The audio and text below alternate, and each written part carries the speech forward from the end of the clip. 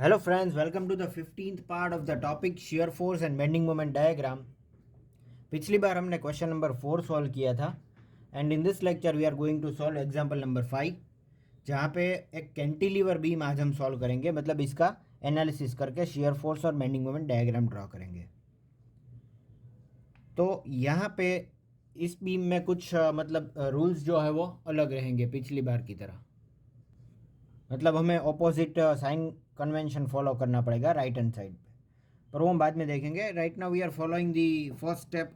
ये cantilever beam है, इसमें पॉइंट लोड 20 किलो न्यूटन है सेंटर में और राइट हैंड साइड पे 10 किलो न्यूटन पर मीटर का यूडीएल दिया गया है। At first we need to give A, B और सी नंबरिंग।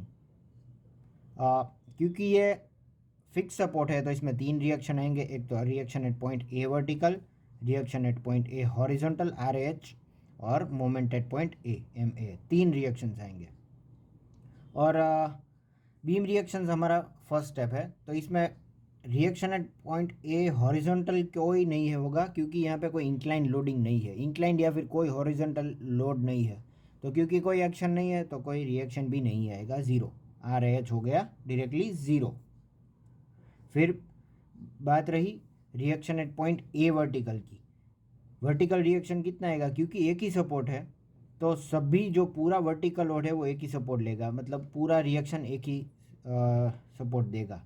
तो 20 + 10 × 2 मतलब 20 + 10 × 2 दैट इज़ 20 + 20 40।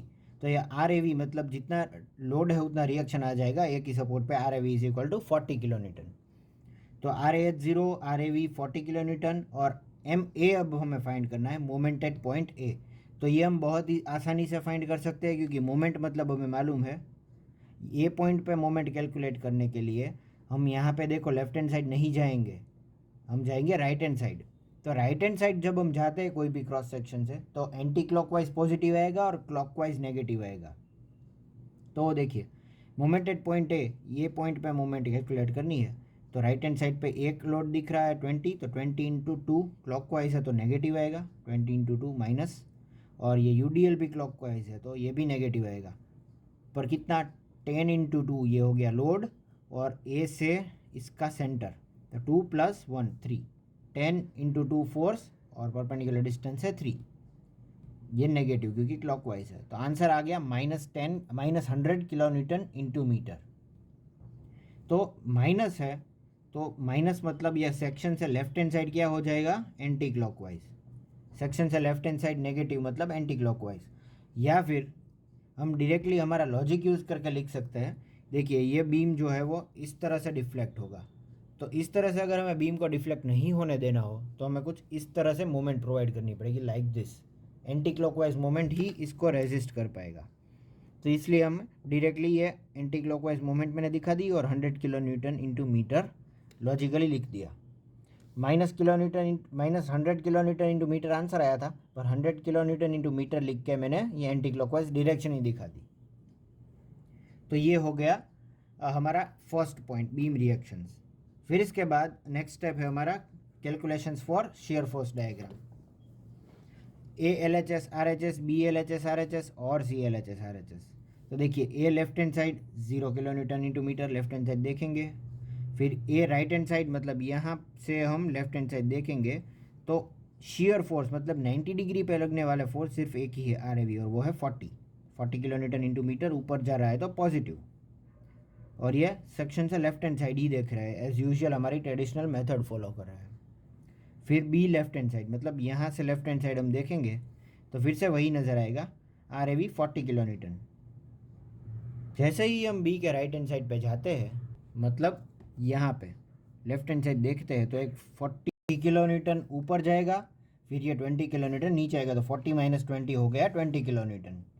फिर सी लेफ्ट हैंड साइड हम देखेंगे तो पूरा लेफ्ट हैंड साइड दिखेगा, ये 40 पॉजिटिव आएगा क्योंकि ऊपर जा रहा है, -20 नीचे जाए मतलब नीचे जा रहा है तो -20, फिर 10 × 2 नीचे जा रहा है तो -20, -10 × 2 नीचे जा रहा है, तो आंसर आ जाएगा 0।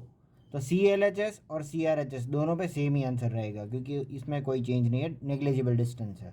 सी L H S 0, C R H S 0 kilo Newton, ये किलो न्यूटन ही आएगा, किलो न्यूटन मीटर नहीं आएगा, क्योंकि ये शेयर फोर्स है।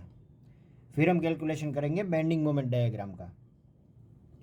तो बेंडिंग मोमेंट डायग्राम में bending moment at A, B और सी 3 ही पॉइंट है, पर देखिए यहाँ पे चेंज क्या आएगा, फिक्स सपोर्ट जहाँ पे है मतलब वहाँ पे कपल है, कपल रेजिस्टिंग मोमेंट बोलते हैं इसे। तो वहाँ पे शेयर फोर्स की तरह LHS RHS आएगा। A shear bending moment at A LHS, bending moment at A RHS, फिर bending moment at B, bending moment at C. यह कैलकुलेट हम करेंगे। तो bending moment at A left hand side हम देखेंगे तो यहाँ पे कुछ नहीं है, तो ज़ीरो। जैसे ही हम RHS पे जाएंगे, ए RHS मतलब यहाँ पे एक लाइन ड्रॉ करके लेफ्ट हैंड साइड देखेंगे तो ये जो कपल मोमेंट है वो इसके बीम को टच करेगी, तो इसीलिए ये एंटी क्लॉकवाइज है, लेफ्ट हैंड साइड देख रहे हैं तो -100 kilonewton into metre A RHS, इसीलिए हमने ये जो है LHS RHS किया। Bending moment at ALHS 0, ARHS -100 kilonewton metre. फिर देखिए ये जो मोमेंट है कपल है उसमें डिस्टेंस इंक्लूडेड है, तो हमें कोई डिस्टेंस की रिक्वायरमेंट नहीं है। फोर्स इंटू परपेंडिकुलर डिस्टेंस दोनों है ये 100 -100 किलोन्यूटन मीटर। फिर बी देखेंगे तो बी से लेफ्ट हैंड साइड अगर हमें कैलकुलेट करना हो तो बी से लेफ्ट हैंड साइड एक तो ये -100 एज इट इज़ हम लिख देंगे, -100 किलोन्यूटन मीटर, प्लस देखिए ये 40 किलोन्यूटन है वो क्लॉकवाइज जा रहा है, तो 40 इंटू डिस्टेंस 2, 40 इंटू 2, तो आंसर आ जाएगा टोटल -20 किलोन्यूटन इंटू मीटर। फिर bending moment at point C हम कैलकुलेट करेंगे तो left hand side 40 into C से डिस्टेंस हो गया 2 + 2 4, 240 इंटू 4 -100 एज इट इज़, और ये 20 इंटू नेगेटिव आएगा क्योंकि एंटी क्लॉकवाइज 20 इंटू 2।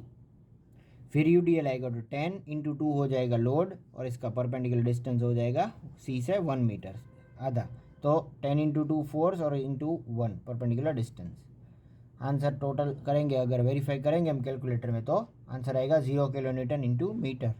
तो ये हो गया शेयर फोर्स का कैलकुलेशन, ये हो गया बेंडिंग मोमेंट का कैलकुलेशन। और अगर हमें प्लॉट करना हो तो इस तरह से हम डायरेक्टली बेंडिंग मोमेंट डायग्राम और शेयर फोर्स डायग्राम बना सकते हैं।